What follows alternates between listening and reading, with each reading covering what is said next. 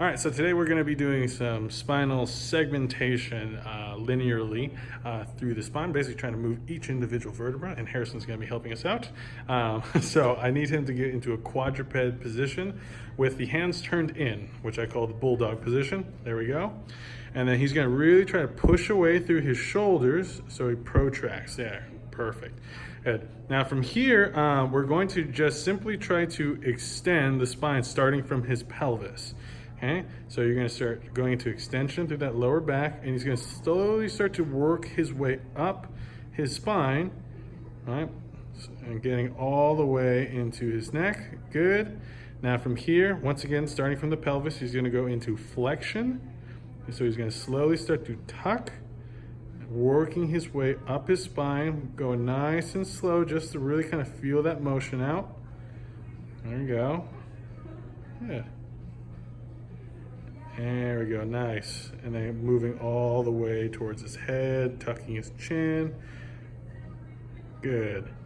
All right, and that's a spinal segmentation right there. Pretty well done. Now, a lot of people are gonna have trouble with this because it is a hard movement. So this is a way to kind of hack the movement by kind of dividing the back into two halves. So we're gonna divide it basically right about here, kind of where his rib cage ends. And we're going to do a little bit of an easier way to do this. So Harrison, I want you to go back into neutral. Good.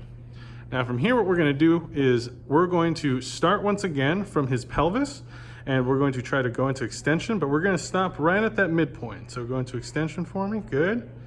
He's going to work his way up until he feels like he's right about, good, right about there, right? So he stopped pretty much right here in terms of his extension. So from here, what he's going to do is he's going to actually do the opposite motion, which is flexing his upper spine. So I want him to start tucking his chin. Good. And he's going to still be pushing the ground away and trying to make it as big of an S curve as he can. There we go. Now what this does is because the lumbar is locked in place, only the upper spine can move because the lumbar is in literally the opposite direction, and vice versa. Okay, now from here, since he's worked his way to the midpoint, once again, kind of going all the way through to that midpoint, he's going to reverse it. So he's going to actually start from his hips, and he's going to go into full flexion of the entire spine. So he's going to make like a big old rainbow.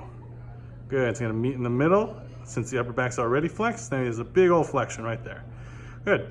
Now from here, this is the hard part. Now he's going to try to keep his lumbar in flexion, right? And then he's going to try to go into extension starting from his head. So he's going to work this upper part, and he's going to try to extend his upper back. Now this is going to be hard. The most you'll probably get is a straight back, all right? If you notice, it's not a lot of motion through it.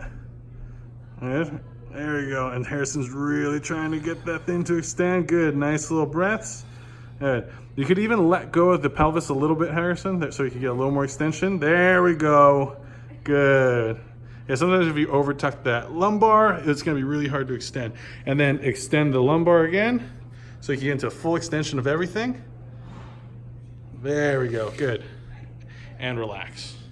All right, so this is a tough one to do. So by splitting up the spine into two halves, you can make it a little bit easier. Please try this out. It'll be a really good one for your back. So yeah, go for it.